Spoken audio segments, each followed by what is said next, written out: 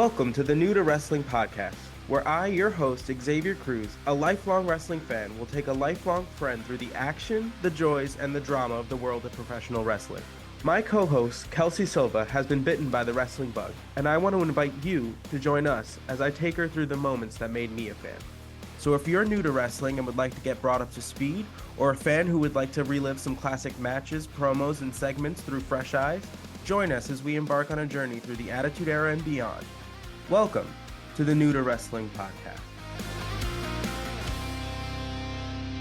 Hello, and welcome to another edition of the New to Wrestling podcast. My name is Sting, and this is The Undertaker. And the match card is as follows. In our opener, we had Flash Funk versus The Goon. In our second match, we had Diesel versus Phineas Godwin. In our third match, we had Jesse James versus Justin Hawk Bradshaw. And in our main event, we had a tag team match, which saw Jake the Snake Roberts team with Mark Miro taking on Hunter Hearst Helmsley and Billy Gunn. All right. So for those of you who are not watching, it is... I just realized that. For those of you who are just listening to the audio of this, the day that we are recording this is Monday, the 30th of October, so the day before Halloween. And I asked Kelsey to participate in a little dress up. So I went as Sting this year.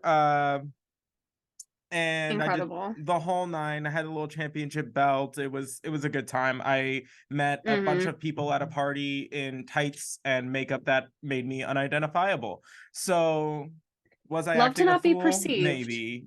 But I asked Kelsey to kind of tag along with me just because I know she loves to channel a Luke. I do.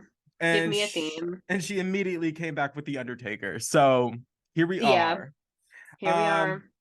I've never felt more gorgeous, if anyone is curious. Oh, absolutely. And much like Sting when he wrestles, my face will also be cracked and peeling by the end of it. Because I haven't been able channeling the character. I haven't been able to move my face for approximately an hour and a half. So I thought Xavier was super underwhelmed by the episode, but he just like literally could not move his face. He'd just be like this, like could not move. Wow. Just actually, and now that we've started recording, I'm breaking it up so that we can function. All right. So the first match, we saw Flash Funk, which is the first time that we've seen Flash Funk since the Survivor Series, where he debuted, actually. Much very similarly to his entrance at the Survivor Series, this one was also way too long. Oh my God. Don't get me wrong. I love it. I love a little, a fun little moment on your way to the ring. A little bring it on. But there is no reason why Flash Funk and the Funkettes, which, by the way, there will be some iteration of the Funkettes for like years to come. Like that little formula, not specifically those two, but the whole formula of like one guy follow like whose general premise is like he's fun, he dances. They will always pair with just two people, add ets to the end of whatever the theme is, and that'll be that. And like it's just so long. They're like, if it ain't broke, don't fix it. Two girls, one man, let's just keep it cooking. Yeah, then keep it moving. And then we saw Vince McMahon just really lose yourself in the music, the moment. He could not help it. He was just swept. It was a little jarring, uncomfortable. Yeah, because he literally said something to Jerry the King about like moving your booty. He said, like, shake your booty. Shake your booty, Jerry the King. First of all, no one wants to see that, and you know that. No one asked for that. No one asked for that, and you know. So, and two, no one wanted to see you either. Oh yeah, no, that was gonna be my second point. Like, no one wanted to see you do it in the first place, let alone encouraging others to join you. Don't do that. Right. Just leave it to them. The Funkettes have got it. Just leave it alone, please. So this match, he is facing the Goon, who we haven't seen in like months. I forgot who he was. I was like, the Goon, I know him, but I don't remember his like gimmick character. And then I was like, oh, Oh, he's the hockey player. Right, The right, right. So the Goon jumps in from behind to get this match kind of started. Yep. And was all over Flash Funk for the better part of the match. Yeah. For the most part, with the exception of like these pretty stellar moonsaults out of Flash Funk. He did a couple. There was one where he like was in the corner and then put himself into like a sunset flip pinning predicament. And that was real fancy. They replayed it a couple times. He did a really good moonsault from the top rope to the outside. He did get caught on one of the moonsaults because he kind of went to it one too many times. And the Goon kind of did have a reversal for that one. But his finisher was pretty great. It's great. It's a leg drop, but he does a backflip into it, so he doesn't just like jump off the top ropes, just kind of fling his legs out and land like everybody else. No. The man's got to do a backflip and then drop his leg across your neck. It was so impressive, and it's one of those backflips that's so well done. I thought he did a double backflip because he just like such a tight curl, and like it was so quick, and the leg just like popped out to do the leg drop. I was like, whoa. I was so happy they played it again. And they also played it, what is it, like the King's Corner cam or whatever? Like, they have that little like camera in the corner of the ring.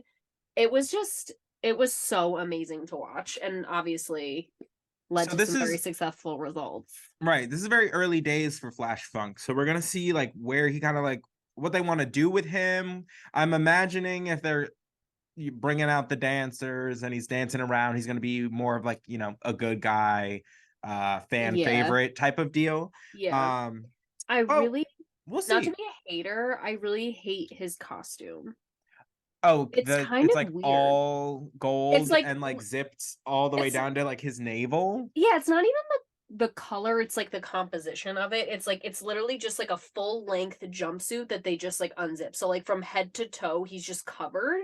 Right. And I feel like for all these like acrobatic moves that he does, it must be like annoying to move in that. Like, what do I know? I have no idea. But I just like it's just, and it also to me like lends nothing to his character. Like, I hope that, I know he walks out with like the hat and the jacket and like does all this thing, but I just like, I don't know. I hope that evolves somehow into something else. It's not my favorite. Yeah. Wig flown. Did not last long. No, I knew it was not going to, and that's okay. I wore it to a party this weekend, and I made it also about the same amount of time before I was like, no, thank you. But in our second match, we had Diesel, the bargain basement Diesel, taking on Phineas Godwin. And see, the thing is, like, the wrestler who plays Diesel goes on to become one of the most well-known wrestlers around. You'll see how that happens. What? Yes, the wrestler that is currently playing Diesel will Don't tell me who he becomes. I won't. Okay. Goes on to become one of the biggest and one of the most successful as far as like how long his career was in the WWE, which is nuts. But it's just my beef always. When I say bargain basement Diesel, it is because he should not be playing the character Diesel. So right. So we had bargain basement Diesel versus Phineas Godwin. We did get an announcement during this match that the Royal Rumble will be coming in approximately 7 weeks, which is pretty exciting because that is my favorite pay-per-view. That pay-per-view gives me life. Oh, I'm so happy. Oh, and did we start the podcast after the Royal Rumble?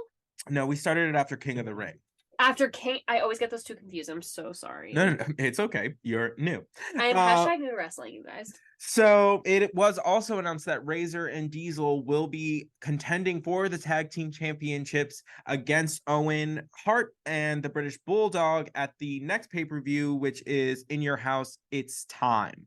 So we finally now have, as far as the big titles like matches set for that pay-per-view.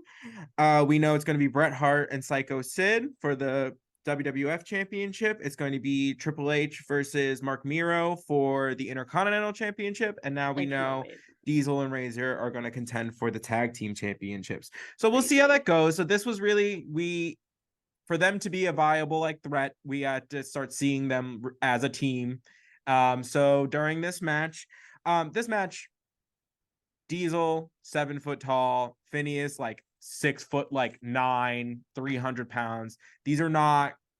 This was stomp stomp slam. I was Stomp stomp slam. It was high impact. It was a lot of clubbing blows. Yeah. It's exactly how you thought this match was going to go. Right. So during this match, though, we do have an appearance by Fake Razor Ramon. He comes down and kind of joins the fray. He starts getting kind of like involved. He like jumps up on the apron. He gets knocked down by Phineas, much to the chagrin of Jim Ross on the outside, who is still trying to make us believe that this is what we wanted. Yeah, Gaslighter Supreme JR on the outside. Jesus. And then Diesel delivers the jackknife powerbomb to Phineas, and he gets him up eventually. It was clunky, but it was close. If Diesel hadn't like lifted him up any higher, he would have just dropped him on his head, broken instead of his back. It's difficult to the amount of strength it takes to literally flip somebody with your hands from like being upright to upside down and then bring them back down is a lot. And that's if you are already larger than the other opponent. Right. But when the other opponent is larger than you, that's brutal. Like that's difficult. Very, very challenging. It was scary to watch. I agree. Yeah, it was a little bit of a close call. It was a bit close. A bit close for comfort. For sure. But then we get a kind of backstage segment from Shawn Michaels, who they had announced it as being an apology of some sorts. Shawn Michaels meanwhile, he has this shit-eating grin on his face. He's the whole time, every time they're like, oh, and we're gonna get to hear from the former WWF champion Shawn Michaels, and he's just like sitting there, like as if he's on like a parade float, just sweat, like waggle of the fingers. Absolutely. So we get to the segment, and Vince McMahon's like, so what do you have to apologize for? What is this about? And he's like, so last week when you were interviewing me, you made the comment that I was getting defensive. I'm here to apologize for not getting defensive enough. And that's how it started. So you knew. We were like, okay, you already know. And then Vince McMahon proceeds to give us the most in-depth recap of what happened at the end of the Survivor Series, and step by step by step, he recounted everything that happened in Shawn Michaels losing the title in one breath, as if Shawn wasn't there. Like fully was just like like we were just like, in case you didn't see or experience it for yourself. Right. He was the one that got hit by the camera and lost the title. Like, what do you don't need to do all of this. And I get it. It's clearly for the benefit of everybody else.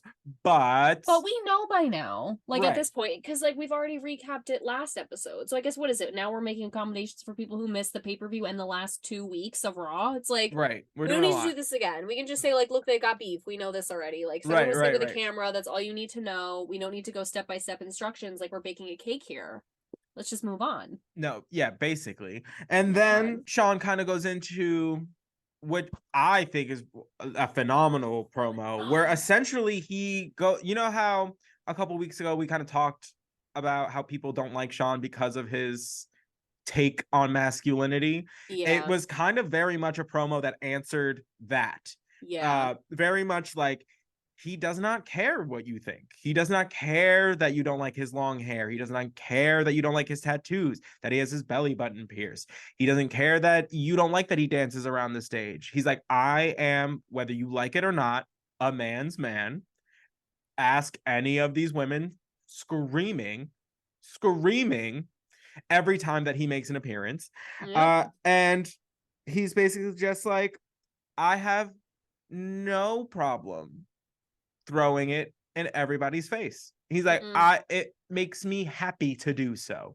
This is kind of the edge that we're starting to talk about, where like Shawn's getting a little tired of having to kind of defend himself all of the time. You can hear the little bit of edge in his voice. He's like, I don't care. Like, I'm just gonna do it even more. You know what I mean? Yep. It gives that energy. It's like, oh, you're annoyed by this? Thanks for letting me know. Ooh, wish I cared. Right. And like I'm glad that he brought that up where it's like the same people who are, you know, chastising me or making fun of me for being this like, you know, quote unquote flamboyant presence are the same people who are screaming for me when I do that flamboyant stuff like a few Right. weeks ago. And it was great because they actually cut in clips of him making like his entrance where he, you know, kneels down and like, you know, flexes and all the pyrotechnics, and everyone, they pan to the crowd, everyone is off their feet, men, women screaming, losing their shit. Right. And he's like, the same things that you were cheering for me a few weeks ago, a few months ago, the last however long I've been wrestling is now suddenly a big problem for you people, and I just don't care anymore. Like, Right. I just don't care. It doesn't matter. And I love that. Right. So it was an A1 promo as far as I'm concerned. Same. They asked him about kind of his intentions with the Royal Rumble and like if he's gonna show up. And you do not know this. He is the previous winner of the last two Royal Rumbles. He won both 95 and 96 Wow. back to back. One of which he started the match and went all the way to the end to finish. Dang. So Shawn Love Michaels that. is no stranger to the Royal Rumble. So he will be participating, so it seems. So it seems. Love that. And yeah, I'm Shawn Michaels doesn't stay down for long. Love that So about him. we'll see when he gets his on Sid, because we know he has not extracted revenge for what has happened yet. And we also know, as a caveat, that he has a title shot after Bret Hart. So whoever comes out on top of the Bret Hart Psycho Sid situation is going to have Shawn Michaels to deal with. Love that. Right. And I'll be happy whoever it is. No. I just, at this point, Agreed. I want to see all of them fight at the same time, even. Which is kind of, we're going to get to it. There's a lot of overlapping Ooh. stuff going on that we were kind of updated on. Oh, that's right. Yes. Oh, that was what I can't wait to talk about that. Right. But first, we must talk about Jesse James taking return. on, who, by the way, so they made him, this poor man, they make him come out. First of all, they didn't even give him an original name. Nope. First, like, Jesse James exists, is a person, was a person. Double J was a wrestler, was a thing. His theme song was somebody else's theme song. So, and then they don't even get somebody to like, they don't even play the recorded version. They said, go out there and sing as you walk towards the ring. Go ahead. Go on. And then they went to commercial, which means that man was singing that song the entire commercial break. There is no way that's not what happened. Enough. You could not pay me enough. Of course. Of course that's what happened. They said, get out there and sing your little song. And he literally said, like, look, guys, not lip sync, no lip syncing here. And he started singing this whole thing. And with my baby tonight. It's honestly, it's sad at this point. Just really let sad. It go. Just let it go. Jesse James was taking on Justin Hawk Bradshaw with Zebekiah, who we haven't seen in a hot minute. It's been a while. I forgot. We had the return of so many faces this week. I agree. Like, we're trying to get him back in the fold. Yeah. So he looks good. Oh, always. And whatchamacallit, we had sweet vindication because Vince McMahon at one point references Zebekiah and says the WWF's answer for Yosemite Sam. And we looked at each other and we were just like, who said it? Did we not say that? Did we not? Weeks ago. Right. And I'm telling you, we're on like a string of like, we are like we predicting it right before it happens. We say things and then like somehow in the show it like pops up. And I'm trying not to get too cocky about it. Don't want to get too far ahead of myself. Same. But Oh my god, same. I really ego check. Gotta take it down. Gotta right, take right. myself down a notch. But it's been pretty Um, impressive. I agree. But during this match, we did get the announcement that next week we are going to have a no holds barred match with Mankind taking on The Undertaker. It's gonna be so good. Listen, I cannot wait. we know every time it's a banger. We know. Oh, another bang hit after hit after hit. But no holds barred means no rules, which Which, like, means what were we doing before? It was we haven't had any so rules in most aggressive. of their That's what I'm matches. saying. Like, But literally, Vince was like, "We've seen them wrestle in the boiler room. We've seen them buried alive. We've seen a cage suspended over their match. Like, now it's no hold barred." I'm like, what next? Like, what what? could they possibly do next? Oh, My God. that's down the line. That's I mean, I'm happy to see, but it's like they are in like the creative room. Like, again, it's that meme of Charlie from It's Always Sunny. He's like, okay, this is what yeah, we're gonna do next week. Like, no absolutely. rules whatsoever, no holds barred. Let's just let them go. It does make me a little concerned because of the presence of Paul Bearer and the Executioner.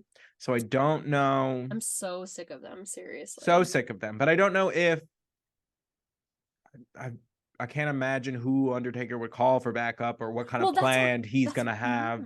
Like, because he's got to know like they're gonna be around. So what's the plan? Like, what's the? Is he gonna align himself with someone that just like doesn't seem like something he would do? No, there. You know what I mean? Like, I agree. It just doesn't seem likely. So we'll see. We'll see what becomes of that. But during this match, I must say, Jesse James looked pretty good as far as like he was really, for somebody who's not like a powerhouse wrestler in the same vein as like Justin Hawk Bradshaw, he stood his ground and did a lot of like good reversals and a lot of like he looked physically strong in this. I will give them that. I absolutely agree. And I will say in the future of the episode, he does a pretty good promo. I'm not gonna lie. That is actually tidbit. When we meet Jesse James's like next character, his mouth is his biggest asset. Great. Once he kind of gets out of this and starts becoming more himself, he's a talker and he gets the crowd behind him. You can sense that like immediately. And and when he did that, I was like, I just feel like whatever he's doing, and I think we talked about this the last time we wrestled, like he's too many things right now. Right. And so it's confusing. And it's just like, what do I don't even, and I said, I was like, I want to like him, but I just can't. Like, I can't right now. He annoys me as he is right now. And then when he did his little promo later, I was like, oh, like that was really good. Like, that was very impressive. And like you said, he looks good. So I was hoping there was going to be some other iteration of him, because right now this is just not. Right. It's the high five and missing. And it is. And it's once again, it's the same issue that we have with like Diesel and Razor. It's like, this is not his gimmick to do. Like, it's already been done by somebody else. Like, you can tell he doesn't have like the pulse on it that if it was something that was like kind of made for him, like he would have, or like a connection to it. Like, you know what I mean? He's just kind of filling in the role for somebody else. Yeah. And you can tell when someone's doing that. Like, you can tell when somebody's not actually like feeling whatever it is that they're doing. Right. It's like he got like he thrifted shoes that were like a little too big for him, and he really likes them, but they're slipping and sliding all over the place. Right. It's just like not. It's not a good fit. And yeah, he finds his way, but we're still a little bit ways off from that. So this match ends with the interference of Zebekiah tripping the foot of Jesse James, which allows Justin Hawk Bradshaw to pick up the victory. And then Zebekiah runs into the ring and brands Jesse James, which I just love that he just carries around a branding iron the whole time. He's slamming it on the steel steps. He's swinging it around. Not a fire in sight. But as Yep. soon as the match is over, he comes in just like ready to brand some cattle, as if that has just been stoking the entire time. And it's red hot, and it's so funny because they put it up against Jesse James's arm, and he like makes a move as if it's like hurting him, and it was like a little stamp. Right, it's just a stamp. It's just a stamp. It's just a sooty little stamp. It just says JB. Justin Bieber. It says, yeah, well, it says JB, but there's a line through it, so it is an H. I actually was gonna say I thought it was pretty creative, like initialing, so it is Justin Hawk Bradshaw. But it's like this big, just a big circle with the JHB, and it's like just black, like literally, like he got just a little like stamp, like you're 21 and over. Right. It's like you can drink at the club. You can drink at the club. Yeah, that's it. And it was just, and he was like writhing on the ground. We're like, babe. We know it's okay. Yeah, we all know what's going on here. It's okay. Do we get it? Acting. So after that, we get a kind of a recap from a show that happened in London. It was not a televised event, and this. Let me recap these events for you. So during that match, apparently it was Stone Cold vying for the WWF Championship against Psycho Sid. At one point in the match, Stone Cold runs outside and grabs the world title belt and absolutely decks Psycho Sid. And in that time, at some point during that point, the match, like the British Bulldog comes out and gets in. Nope, I'm right. Attacks Steve Austin from behind. And then Psycho Sid gets into the British Bulldog's face. Because he thinks he hit him or something. Right. So they start getting into it. And Psycho Sid is about to do the jackknife powerbomb on the British Bulldog. But Bret Hart comes out and saves the British Bulldog as kind of a repayment for the British Bulldog not saving his ankle the week prior. But then right, and then Bret Hart starts getting involved with Psycho Sid, who they start like yelling at each other, and Steve Austin comes by and just like boop, just knees Bret Hart in the back, which allows for Psycho Sid to give the choke slam to Bret Hart.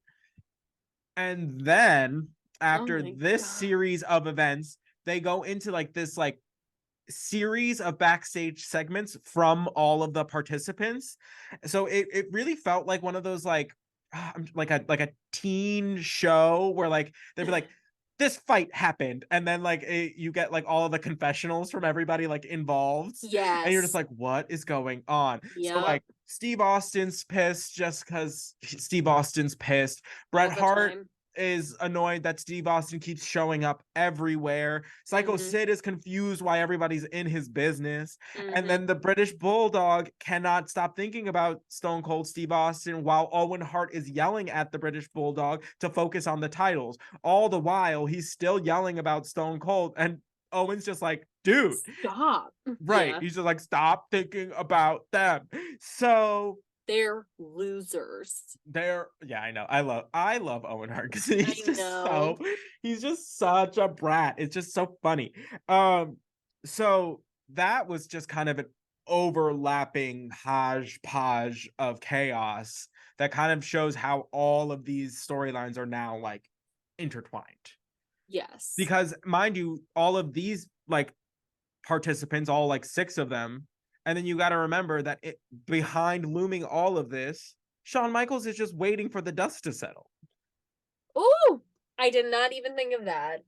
So, like, you have all of these kind of like Steve Austin's after Bret. Bret needs to focus on Sid. Sid knows that Shawn's somewhere and is big mad about what he's done. Bulldog wants Austin. Owen wants to focus on the titles. Like, it's a mess. But it's a really kind of interesting way to get them all kind of involved, because it got them all screen time and none of them wrestled tonight. True. Wow, T, seriously. So, because I was just like, this is crazy. This is like a Housewives reunion. Oh, it was not. It's just like, this person interfering, then you're like, oh god, and then it's like it's just not over. The hits just kept coming, people coming out of the woodwork, and it was great. I think they did a good job. The stadium seemed so blacked out Mm-hmm. except for the ring, so you couldn't even tell who was coming in and who was going to interfere. Like Right. out of the blue, suddenly like Bret Hart like slides onto the mat, and you're like, ah! You're like, where did he come from? It was for that like So these are like 45 seconds we saw. It was so good. it was lot. This is like from like a live event. Yeah. They don't have the same like that lighting for TV because Mm. they don't have to. Right. So it just kind of gave like a more like, lack of a better word, like a more raw like footage of it, which was pretty cool. It worked in their favor. And I told Xavier actually it was so interesting, slightly off topic, but this was the first time because the camera was so close. I actually saw, because I always look for it, or like when I remember I look for it, like wrestlers, because obviously they communicate a They call the lot in match, the yeah. ring so that they, know what they're doing. And it was the first time I ever actually saw like Sid was about to power bomb Bret Hart or choke slam him, and Sid was like looking around like growling, and then I saw him go like ready, and then Bret Hart like kind of nod, and I was like, and then he did it, and I was like, oh, I saw it. I was like, I saw it. That's so Right. cool. Mm-hmm. And it's so cool because even though it like takes you out of it for a second, you're like, oh, that's awesome, because you Right. wouldn't regularly notice, but it's like cool to know that they're communicating that way. If that Right. makes sense. No, it always has fascinated me Yeah. when you like spot those sort of things, because you just feel like you're like in on the secret. You know what Right. I For mean? Where you're just like, sure. you're like, Yeah. ooh. And I'm always just fascinated because like, what do I know? I don't wrestle. Like, Right. so when you can catch like a moment where you're just like, oh, that's how you do that. Like, it's fun. It's Yeah. fun. It's fun to catch it like as a fan. And it's cool because like it, depending on like the situation, who's in charge of calling it is different like every time. So Mm. usually it's like the more tenured or whoever's the champion or that sort of deal. Mm. But in some instances, like they'll like, if they trust you enough, like the champion or the more tenured wrestler will be like, you call it. Like, Oh, and crazy. but like that's how I am assuming you learn, Right. like you won't know how to do it unless somebody gives you the opportunity to try and get it done. um but it was pretty cool, pretty cool. Very cool. Very chaos, very chaos. Very chaos, which love to see. And now remembering like Shawn Michaels is kind of just like sitting in the rafters, Hey. like waiting for everybody to just like Mm-hmm. they're all so distracted with each other right now. Oh I my know, it's god. great. So it really, it kind of shows like you don't really know how all of this is going to factor into their individual storylines, Right. because they all have somebody outside of their like opponent that they're concerned about, every one of them. Hmm. Like, so that's pretty interesting, because then it kind of puts everybody on the back foot, therefore nobody has the advantage, Oh, because like I love it. Sid's worrying about Shawn, Bret's worrying about Austin, Bulldog's worrying about Austin. Like, We're all worrying about Austin. Let's be real. We're listen, all he's worrying. he's doing a damn good job making sure that we're all worrying about Austin. No, I He love it. is spectacular, that one. Yeah. So, in our main event match, we had a tag team match, which was kind of a culmination of the fallout of the prior week. Jake the Snake Roberts comes to team with Mark Miro, taking on Triple H and Billy Gunn. Billy Gunn came out in the kind of same but different costume this week. He kind Yeah. of ditched the uh smoking guns kind of red bandana denim kind of combination, And and he went for went like a for Abercrombie cargo pants. Or right, Abercrombie like straight leg canvas pants. right. Very, very confusing. Yeah. It looked very similar to what he had going on, but it's just slightly different because he's alone now. Right. So before this match kind of gets too on its way, we do get that promo from Jesse James, where he basically calls both Justin Hawk Bradshaw and Zebekiah wanted men, and then he challenges them both to a handicap match next week. Which So, I don't know what that is. so My apologies. So a handicap match it's going to be 2-on-1. So Zebekiah and Justin Hawk Bradshaw can tag in and out freely as they wish. Jesse James is going to be alone. Oh. Yes, but you also have to remember that Interesting. Zebekiah is not a wrestler. I was just So gonna say that's kind of right. odd, but But sure. but having somebody else you have to worry about generally Oh yeah. kind of annoying. But either way, you had to worry about him because he was outside running a fool anyway. So Yeah, he and was that's kind already of the point interfering. that he was saying. It was just like, oh, Right. if I'm gonna fight both of you anyway, like you might as well just like make it official. So Mm. we'll see how that one goes. It's a tall order to deal with two people at one time. So Yeah. so the story of this match is essentially that Triple H wants no part of Mark Miro. Yeah. Essentially, he avoids any opportunity that he has to face him if he can. He very much so. The second Mark Miro gets tagged into the match, he like runs out, tags Billy in, like doesn't want to deal with it. Doesn't want to deal with it. So the match is very much it's pretty one-sided as far as like Jake the Snake and Mark Miro are very much so like acting like a team. You can tell like Mm-hmm. they're working together, they're utilizing their corner, they're making quick tags. It's all kind of working in their favor. All the Mm-hmm. while on the opposite side of that equation, Billy Gunn and Triple H have communication issues. They're bumping into each other. They start Mm-hmm. arguing, and then at one point in time, Billy Gunn leaves uh Triple H kind of high and dry. Mm-hmm. But I don't know if you caught it on the mic, he said you can leave if you don't like it. So there was this I point did where Triple not H hear was that. yelling at Billy Gunn while he's on the apron. He's like, I'm the champion. I'm in charge. You can leave if you don't like it. And that's when Billy just goes, okay. And then walks and leaves like up the ramp. So Triple H kind Wow. of shot himself in the foot in that As regard. he do. As As he do. he do. Although I will say Vince McMahon had a funny during this match He because did. he at some point was like kind of just like mocking Jerry the King, who was of course mocking Jake the Snake, and he goes, do you want me to get him over here with the snake? And then he starts like beckoning Jake over. He's He's like, like, hey Jake! Jake Hey, Jake! and King's like, stop, like absolutely like losing his mind. It was really funny. It was I was like, good on you, Vince, good on Good. you. We'll You give were you this one. right. I was like, it doesn't make up for that heinous dance that you did in the beginning of the episode, but it was pretty funny. It was pretty good. It was It was pretty good. pretty good. Unexpected and pretty delightful. So, due to the communication issues between Hunter Hearst Helmsley and Billy Gunn, Jake the Snake and Mark Miro are able to double team Hunter, and Mark Miro ends up getting his finisher and picks up the win on the way to his championship match, giving him a little bit of momentum heading into that. Thank Because God. just the way that the match was kind of like set up, it makes Triple H look scared.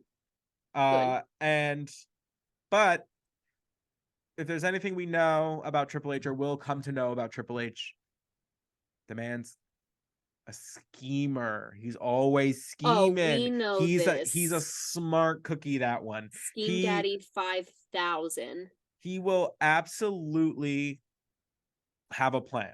He always has a little plan up that gigantic coiffed sleeve of his. Right. Absolutely. That's why when So, he bows, it like rattles a little. amen. So Nasty. that's kind of where the episode leaves us, minus a little snake action at the end, Girl, which I was you not didn't need to see privy it. to. So I will say one I want to mention while we're talking about Jake the Snake, he wrestled so fantastically during this match. Like, and Vince McMahon for calling him the veteran, which he is. He did amazing in this match. Like his moves were great, his selling was great, the drama of the tag, like it was I just thought it was really, really good. And then the end, I just can't get past this snake, man. Like, so basically Triple H is down after losing, after he gets hit with the most stunning finisher from Wildman Mark Miro. Match is over, he's down. Jake the Snake whips this snake out of the bag. And it's the big yellow python. Like, it's not like a little garden snake. Like, it's the big daddy. No. He whips this humongous thing, literally tosses it, throws it at Triple H from across the ring. This poor snake lands on Triple H, and Triple H just like freaking out, obviously, kicks it with his foot and like launches it like back across the ring. Right. And this poor snake. I just don't need to see it. I just don't. I get it. I get Jake the Snake. We get it. Point made. We don't need to do this with the snake. Oh, we don't need to. We don't. So we did have a couple matches announced for next week.